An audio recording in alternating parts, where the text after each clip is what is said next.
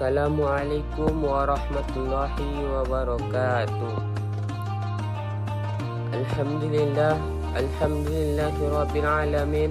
Wassalatu wassalamu ala asrafil anbiya'i wal mursalin wa ala alihi wa sahbihi rasulillahi ajma'in, amma ba'du.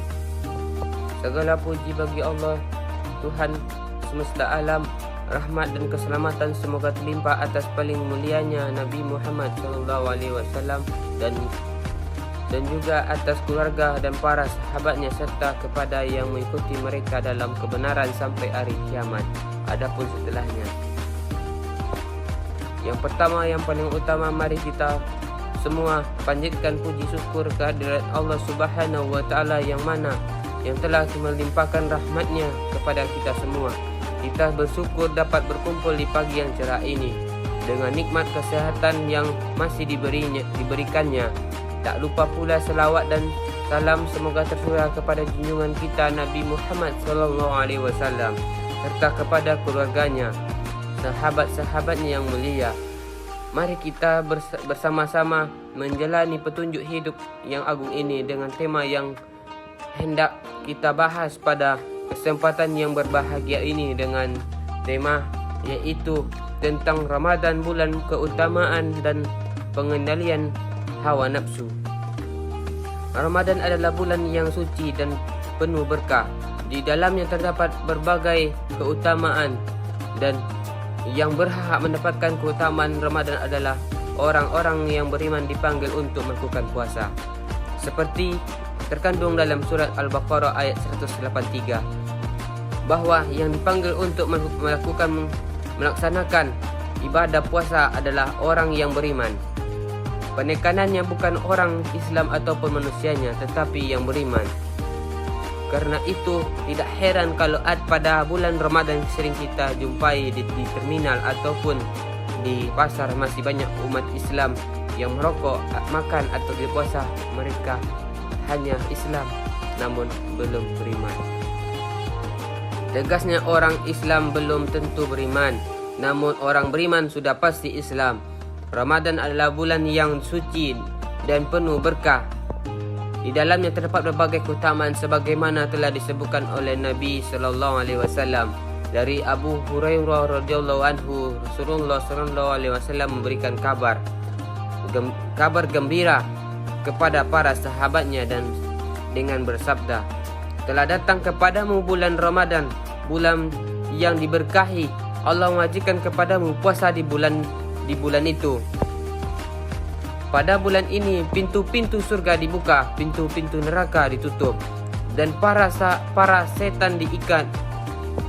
Juga terdapat pada bulan ini malam yang lebih baik daripada 1000 bulan. Barang siapa tidak memperoleh kebaikannya, maka dia tidak memperoleh apa-apa.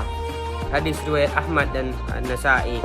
Dari Ubadah bin As-Samit bahwa Rasulullah SAW bersabda, telah datang kepadamu bulan Ramadan, bulan keberkahan. Allah mengunjungimu pada bulan ini dengan menurunkan rahmat, menghapuskan dosa-dosa dan mengabulkan doa. Allah melihat berlomba-lombanya kamu dalam bulan ini dan memanggangkan dirimu kepada para malaikatnya. Maka tunjukkanlah kepada Allah hal-hal yang baik dari dirimu, karena orang-orang yang sengsara ialah yang tidak mendapatkan rahmat dari Allah Subhanahu wa Ta'ala di bulan ini. Maka sambutlah bulan Ramadan dengan gembira. Siapkanlah segala hal yang menunjang agar Ramadan kita penuh dengan arti. Lihatlah Ramadan kita sebelumnya sebagai patokan, lalu berusaha agar amal ibadah kita meningkat lebih daripada itu.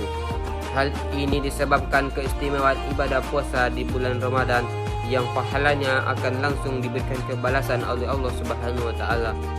Diriwayatkan dalam Sahih Al-Bukhari dan Muslim dari Abu Hurairah radhiyallahu anhu bahwa Nabi SAW bersabda, setiap amalan yang dilakukan anak Adam adalah untuknya, dan satu kebaikan dibalas 10 kali lipat bahkan sampai 700 kali lipat.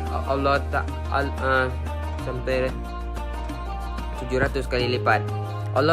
Allah Ta'ala berfirman, Subhanahu wa Ta'ala berfirman, kecuali puasa itu untukku dan aku yang langsung membalasnya. Ia telah meningkatkan syahwat. Ia telah meninggalkan syahwat makan dan minumnya karenaku. Orang yang berpuasa mendapatkan dua kesenangan, yaitu kesenangan ketika berbuka puasa dan kesenangan ketika berjumpa dengan Tuhannya. Sungguh bau mulut orang yang berpuasa lebih harum daripada aroma kasturi. Sering kita mengatakan bahwa mendengar bahwa puasa saum berfungsi untuk menundukkan hawa nafsu buruk kita. Namun yang dimaksud kesadaran menahan nafsu makan dan minum, tidak berbohong, tidak bertengkar, atau aktivitas lainnya yang bersifat moral semata-mata. Sekiranya faktanya sedemikian rupa, maka sebenarnya telah terjadi penyempitan makna dari menundukkan bahwa nafsu itu sendiri. Allah berfirman, tiada yang diucapkannya itu Al-Quran dan hadis menurut kemauan hawa nafsunya. Ucapannya itu tiada lain hanyalah wahyu yang diwahyukan kepadanya. An-Najm 1-3. Dalam ayat di atas, Allah Subhanahu wa Ta'ala secara tegas menjelaskan bahwa hawa nafsu dan wahyu saling berbeda. Hawa nafsu adalah segala bentuk dorongan yang berasal dari dalam diri manusia.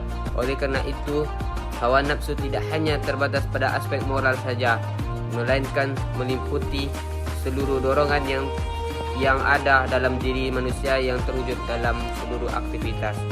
Sebaliknya, wahyu adalah sesuatu yang diwahyukan oleh Allah Subhanahu wa Ta'ala kepada Rasulullah sallallahu alaihi wasallam berupa perintah dan larangan. Wahyu ini yang harusnya mengendalikan hawa nafsu manusia. Jika hawa nafsu manusia tidak dibimbing oleh wahyu, ia akan cenderung pada keburukan. Oleh itu, ketika bulan Ramadan dikatakan sebagai bulan menundukkan hawa nafsu, maka yang harus terbayang dalam pikiran kita adalah kita mencampakkan dan membuang jauh seluruh aktivitas yang dilarang oleh Allah Subhanahu wa Ta'ala. Itulah hakikat sebenarnya dari usaha untuk menundukkan hawa nafsu.